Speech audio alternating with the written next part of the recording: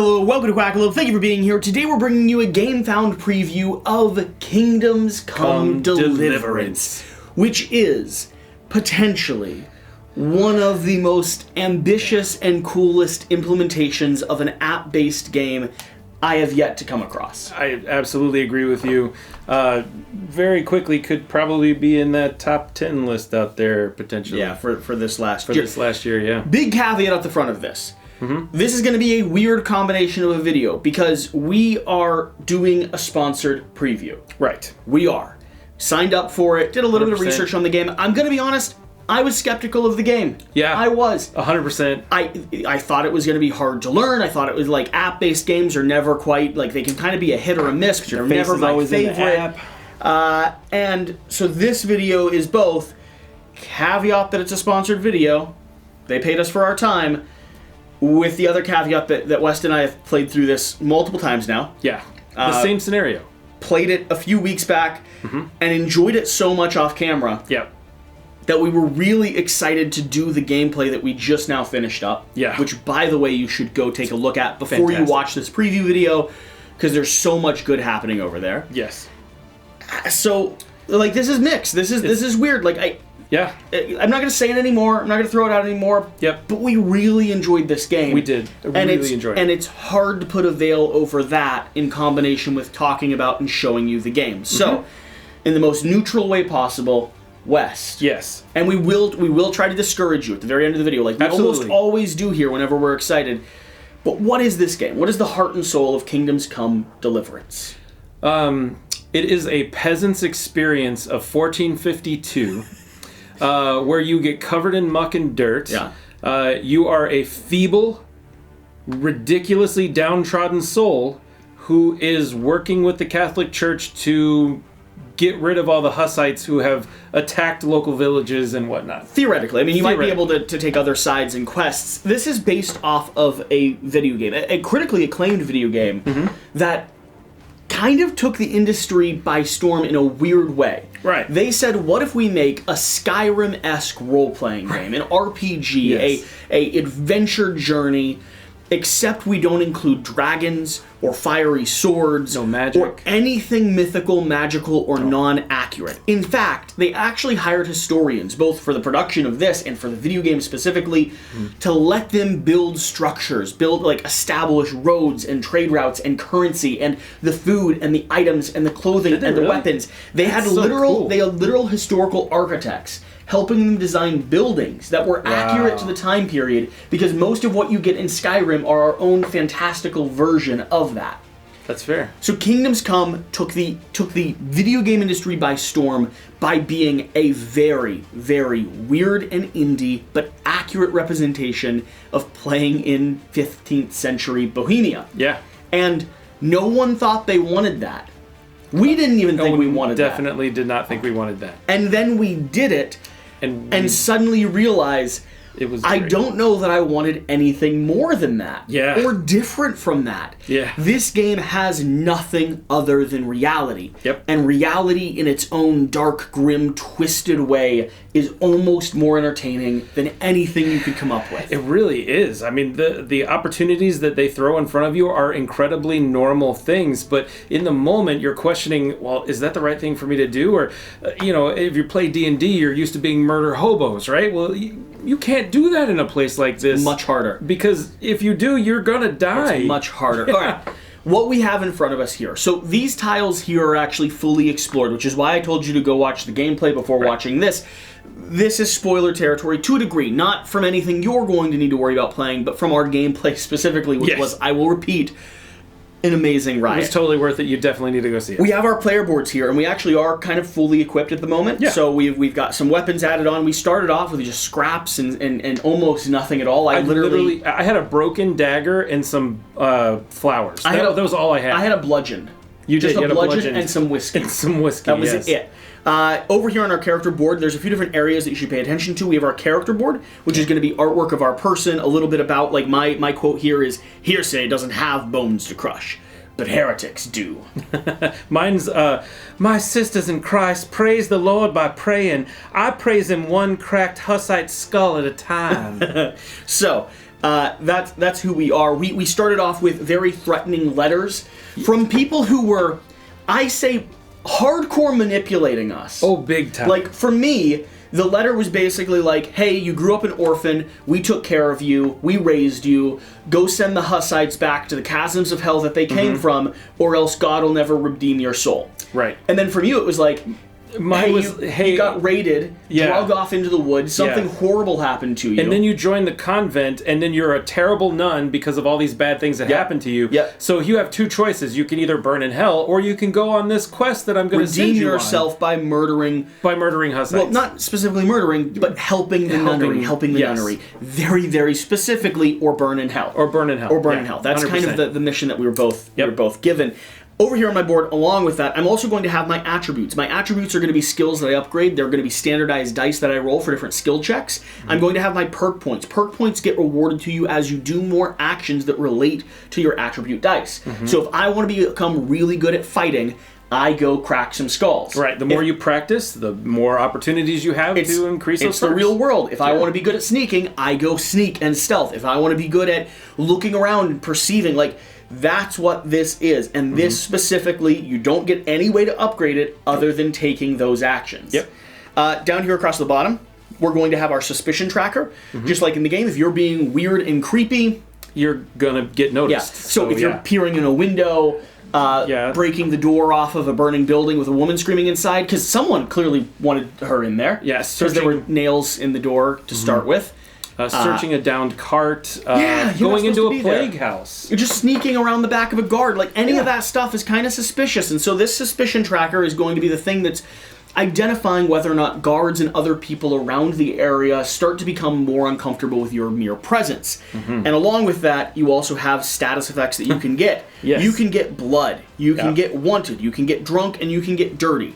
Guess what happens if you're covered in filth, currently have whiskey on your breath, if you are wanted by the authorities, and if you have a splat of blood across your chest? Suspicious. Everyone's going to look at you and say, oh, that drunk murdered a guy. For sure. And who are those people behind him? We should probably tell them that he's here. Definitely go call the cops. It's not good. It's not good. Finally, we have our other little section here, which is going to be our vitality, our actions, our stamina. Stamina is going to be, the thing that lets us do extra things, like move farther, take more powerful attacks, reroll our dice, etc. It also protects our vitality. Our vitality is going to be our life force. If vitality goes to 0, you lose the mission, and you must restart from the beginning. And actions are going to be the things that you take before you refresh the game. That's a very important point, West. Yes. Because when you refresh the game, everyone else, all of the NPCs that are controlled by the app, they all come back to full stamina as well.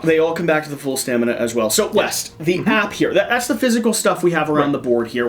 These decks over here are upgraded skills and abilities that you can get, and every single one of those cards is entirely unique. And there's only one of them. So whatever you decide to upgrade, you're not only taking it from the rest of the party, but you're building your own custom little concoction. These so far have turned out to be amazing. Insanely cool. Absolutely amazing. How does the app actually integrate into this game system? So some of the cool things that the app does, obviously it gives you the things that you're able to do on each individual location. Prototype. Agreed. And if someone comments down below, if the app doesn't look too good yet, fuck you, prototype. Just being very direct. It's very direct and fair. They're using a software service that is actually designed to allow them to do rapid changes to the app. But it is not designed to be aesthetically pleasing. Exactly. It's just functional over aesthetics right now. So the app has all kinds of amazing things in it. There's things about you actually can hear the people talking. You can hear music. Everyone has full scripted VO. Yeah, with actual character voices and everything. It's incredibly well done. There's also there's sound effects and stuff for the things that are going on. And then probably my favorite part is the world events.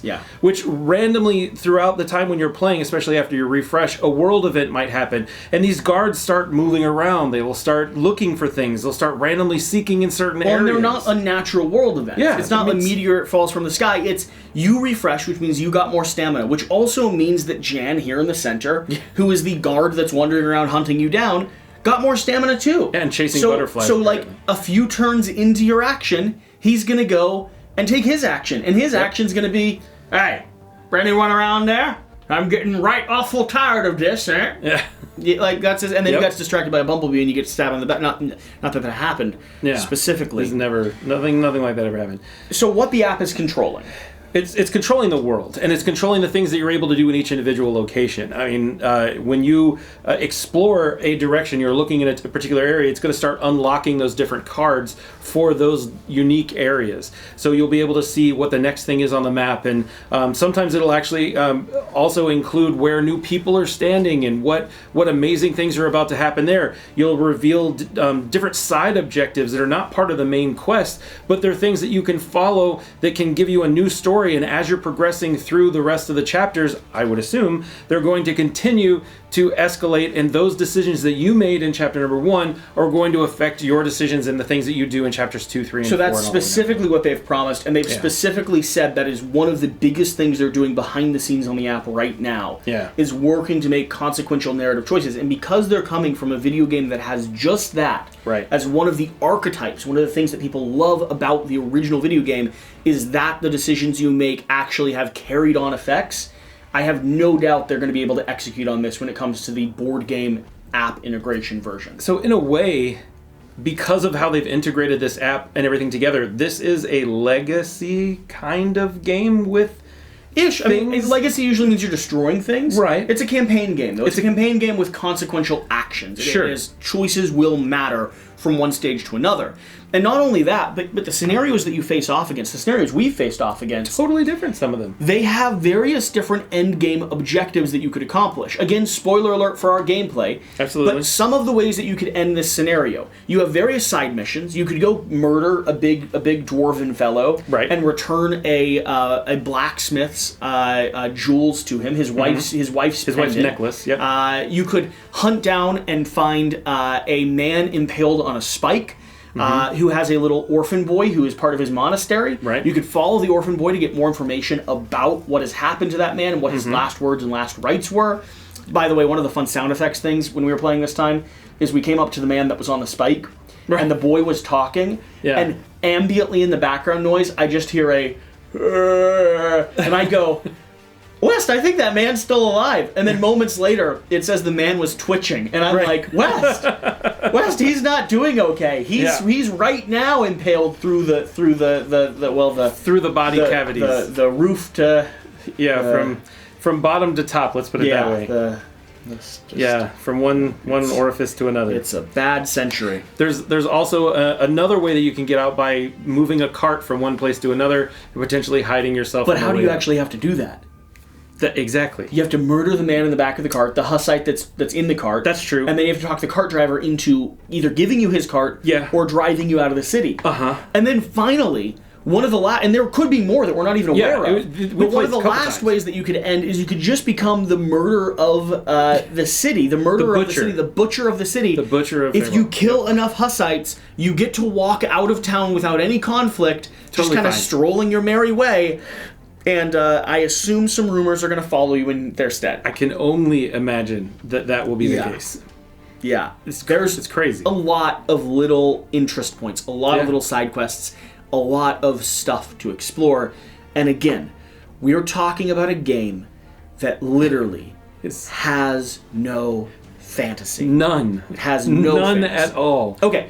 Let's get down to the complexity of our character boards, though, because the first time we played, we actually missed an entire part of the game. For sure. Because we were just trying to get it up and running. Yeah. And we didn't explore leveling. We didn't really explore those trait cards over there. 100%. And we didn't really explore the weapons and the items that you could start equipping. Right. Talk about how they work and what some of the decisions points are for the complexity of this system. Sure. Because this really came alive. So as you are playing, and like we were talking about, the more you do certain types of behaviors and certain skill checks, and the more you succeed and the farther along you succeed, like if it says you only need 2, but you get 3 or 4, that allows you to potentially get different perk points. And those perk points you can use to either upgrade and get more dice so that your skill checks become easier, Or you could turn them in for these skill cards over here that allow you to be able to do special things with those dice and manipulate them a little bit more. Yeah. Because let's be honest, these dice suck. I mean, as far as like rolling a dice can suck, these suck. There's literally one good thing on a 6-sided dice for most of these dice. And the first game that we played, why can't you roll like that on a regular That was one? an amazing roll.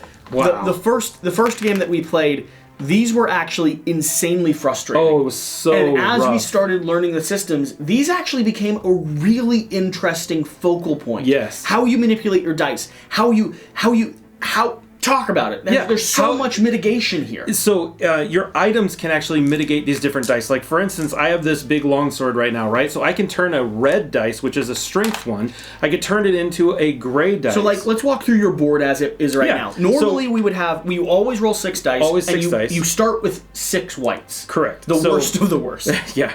So then, let's say you're going for a skill check that requires strength. So that will be red as the major thing that you're looking for.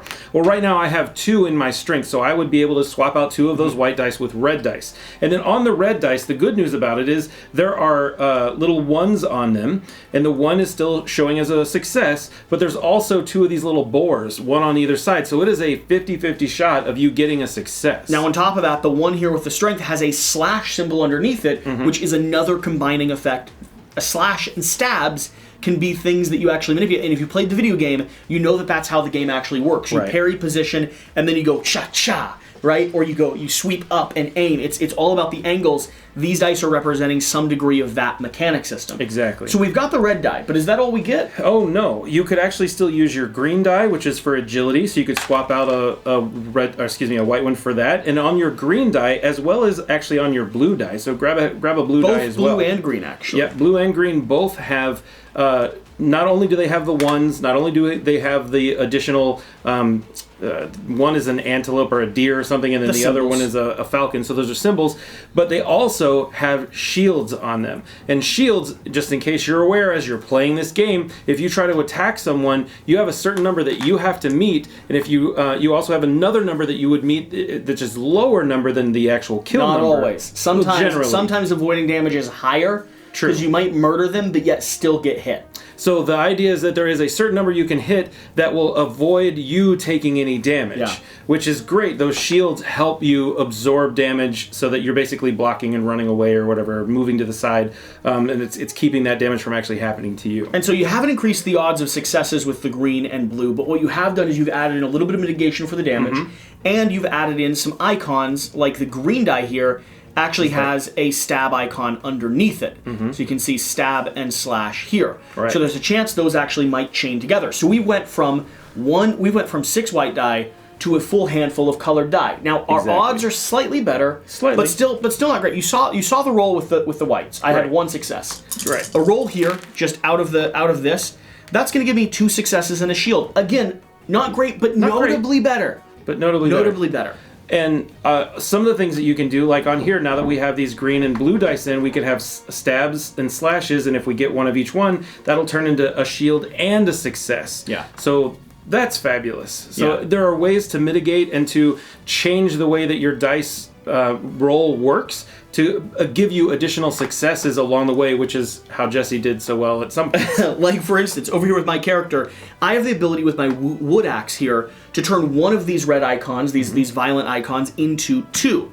So that turns into 2 successes if I'm doing a fighting attack. Well, that's fantastic, or a combat action at all. But on top of that, my shield lets me reroll any 3 dice. My gloves let me reroll any 2 dice. I could spend a stamina to reroll as many dice up to 6 as I would like. Yep. My vest here adds 1 shield, and my skull cap here allows me to use a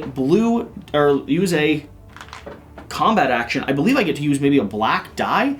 I just got this, so I don't actually entirely know what it does, but it lets me use a die and convert that into... Wow. Oh, no. Maybe I just don't roll one of these dice, and I'm like, that die is 2 shields. Yeah, that's what it sounds like. I like that a lot. Yeah. And these are all things that thematically are still tying into the fact that, like, the more agile you are, the more you might be able to defend yourself, the better perception you have, the more you might be able to dodge a hit, stronger you are, the more you can bludgeon your foe. Speech doesn't really help with this. No. However, when it does, there are perk cards where you could start using speech during a combat attack to ruffle up the feathers of your opponent, distract them a little bit, and suddenly you get an advantage on that as well. Yep. This little puzzle went from a frustrating, I don't know how to succeed, to Jesse going, I can't wait to do this next action. I cannot wait to continue it's gonna be amazing. doing these. Yeah, and that's one big caveat I'd put on this for those that are curious. Once you get the game into your hands, dive into this mechanic system, because the way everything combines and ties together is very cool. Is really sweet. Yeah, it's very well done. Any other major things we should go over here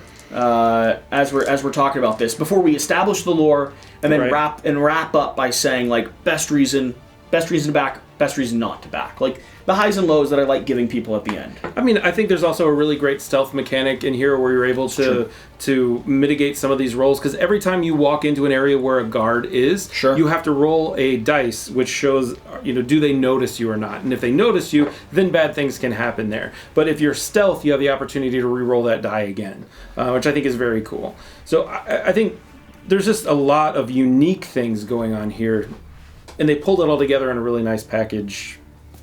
Yeah. Let's establish the lore. Okay. Let's give them a taste of what this game is all about.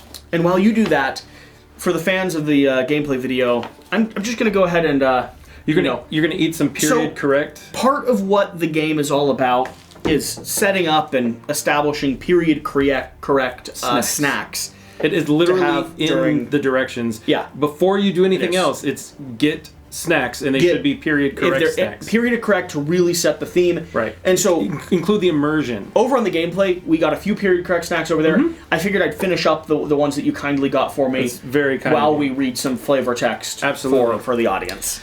So, 1421, Bohemia used to be the crown jewel of the Holy Roman Empire. Scourged first by plague and then by war, it is now crumbling. The recent deceased King Wenceslaus IV had neither the interest nor the skill to rule his kingdom wisely. His brother, King Sigmund of Hungary, took advantage of the power vacuum to further his own ambitions. The absence of leadership and the ensuing unrest gave rise to Master John Huss from Prague. This preacher and reformist was well liked among his people, not so much by the Pope, accused of heresy. He has lured him out of Bohemia under false pretenses and burned at the stake. His followers promptly named themselves Hussites and denounced the Pope and the Catholic Church, for in the eyes of the Church, it had lost its way. They were neglecting their flock, and they had executed a righteous man. At first, the Hussites hoped for peaceful, aesthetic lives in their newly built settlements, and for a while, they did just that. 'Twas the year of our Lord 1419, and the Hussites, long live the Lord, were making their annual pilgrimage to Prague. But the Catholic nobility who favored Sigmund didn't intend to let them get that far. The Catholic forces ambushed the pilgrims near the village of Zavohorst, but the Hussites miraculously turned what seemed to be an inevitable massacre into a victory. What's more, they let loose a bloody conflict that was to grip the kingdom for the next 15 years. Years that brought 5 crusades and great hunger in the name of the more equal society. 2 years after Zavohorst, the Hussites are plundering Catholic estates all over Bohemia. And while Huss called for justice, equality, sharing, his followers are calling for arms, proclaiming themselves warriors of God. Caught in the middle of this common man, both sides deployed mercenaries, who often resort to looting and harassment of the country folk. The conflict has found its way into cathedrals and monasteries as well. Not all Catholic clergies are opposed to the Huss's ideas. Prague's Archbishop Conrad has long since been accused of benevolence towards the Hussite rebels and not making efforts to subdue them. This has made a thorn in the side of many, most prominently Jan Ironhand, the Bishop of Olomouc. Ironhand is set out to discredit Conrad and extend his influence in the process. He has enlisted a group of informants headed by Wolfsburg, their main objective to collect intelligence on the Archbishop and his close circle. Wolf has been successful in his efforts. He has documented enough misdoings to comprise Conrad's status and compiled the harvested information into the roll of traders. The Pope himself is the intended recipient of this document of the utmost importance. That was amazing flavor text. I'm crying. That was extremely great flavor and text. Would you like a radish? I would not, thank you. I prefer my immersion to be less aromatic. I have to admit, a degree of period piece snacks really does help set The mood? the mood. Yeah. It really does help It's set true. the mood. Okay, you've made it to this part. I wanted to make sure we finished off on the things we didn't get to. Oh, that onion's rough, though. You could have got me... Is that a sweet onion? It is. It's a sweet yellow onion. I was going to get a red onion, but I thought that would be mean. Oh, man. I mean, we're both being mean now. Woo. Before I go rinse out my mouth, Whew. best reason to back, best reason not to back. We've already been very clear. Sponsored and big fans. I'm sorry. Yep. I don't know what to tell you. How So do you, the best thing we can do is to give you the reason why you should be interested, and for the people that aren't interested, if you're not interested, I don't want you to back this if you're not interested in it. Absolutely. That's not what I'm saying. Don't. But for the people that are going to like this, There are reasons to definitely like it. all right. Best reason for. I believe it's probably one of the most unique and best app-based experiences that I have seen, and the app doesn't detract from the game, it only adds, which I don't think many other app-based games really do, in my opinion. I think this is potentially this app. The world of this app feels more living than I think any other app I've played. 100%. I've never seen one that has world events, things that constantly are pushing the game and making the game board become alive, not the app. A lot of times when you're playing app-based games, it's the app that's alive and the game board suffers because of it. This actually makes the game board become alive too, which We is were definitely really cool. more here than we were just here. I was here 1000%. to read. Yep. That's about it. My best reason for backing this is actually going to be possibly a surprising one. It's not the story, it's not the theme, it's not the amazing snacks you can get to go along with the gameplay. Very fair. Instead, it actually is going to be the character puzzle. I have become really, really fascinated by it, and I really, really enjoy the combination of attribute abilities, perk points, and then combining effects of all the gear that you have. This is one of the more solid perk point or skill-based experiences that I've had in a game. And I think it largely comes down to the fact that there is dice here that results in high and low moments. Sure. But there's so much careful dice mitigation and so much control you can have over that chaos. It depends on how you want to approach it. You can fair. lean into the excitement and the randomness. You can. You 100%. I did. You did. I got hurt badly. You did. Very much so. But you can also plan and prep, and it doesn't have to be chaotic. Right. It doesn't have to be uncontrolled. It can actually be really refined. I really, really like this puzzle over everything else. And so that's my biggest reason to do this. If you like dungeon crawls, if you like RPGs, this puzzle is better than a lot of them. Do you even feel that it's a dungeon crawl? It doesn't feel like whenever You're I think of dungeon absolutely crawls, exploring tiles. you are. Just because it's based in the real world of 15th century Bohemia I does guess. not mean that it's not a dungeon crawl west. I know. I'm generally not a huge fan of dungeon crawls. I mean, so this didn't feel that it's not grindy. Considering that you are a peasant Yeah. coming out of the slums, you are absolutely crawling from some place to another place. It's fair. Maybe not a dungeon, And we did explore burning buildings, plague but locations. like maybe and- like Middletown streets. Yeah. You know, one alley to the next. This is an alley crawl. An I alley. suppose. I've been Best on lots of reason- alley crawls. And they were not. I not was like this? definitely drunk on most of those. Okay, perfect, So perfect. I guess it is very fair. Best reason not to back. Best reason not to back. You know, we don't. Why should someone be? If they check this box, they should just not be interested. Period. You definitely, if you don't like the concept of luck at all, like you want to have just a game where you can 100%, you have all the information in front of you and you have zero luck, everything is planned out 1, 2, 3, 4 all the way down the line, this is 100% not the game for you. You can mitigate a lot of the stuff like what you're talking about, but there's still a luck base to it, which gives you those highs and lows that I think add to the game. That's probably the worst thing for someone in my opinion. The natural inclination would be the app, right? That's the obvious go-to. Yeah. But even here it isn't. Because this is a game that I think is pushing what app games do. I agree. And I do think that there are people that don't enjoy app-based games that will enjoy this. Yes. There are other app-based games where I would say, if you don't like app-based games, this doesn't do it for you, right? Yep. This one, I almost have to go in one of two directions. I think that this game, it being a campaign game with a lot of tactical choice, even some of the things it's hinted towards around hearing recipes in conversation and remembering those to cook and create goods and not having the actual curatives like recipe that you need. True.